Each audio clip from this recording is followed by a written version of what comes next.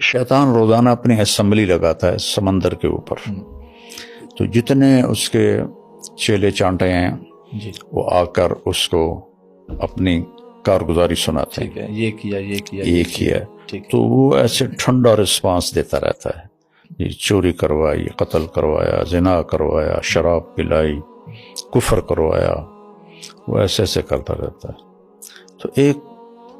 لنگڑا سا شیطان کھڑے ہو کر کہتا ہے کہ حضور میں نے میاں بیوی کو لڑایا، تو وہ ایسے اچھل پڑتا ہے اور کہتا ہے یہ ہے کرنے کا کام جو یہ کر کے آیا ہے، اور اسے بلاتا ہے، اسے جپھی ڈالتا ہے اور اسے اپنے پاس بٹھاتا ہے، اس کو اتنا پروٹوکول دیتا ہے کہ جب میاں بیوی میں لڑائی ہو جاتی ہے تو 2 خاندان تباہ ہو جاتے ہیں، شرابی کی شراب اس کی ذات تک، تو یہ ایسی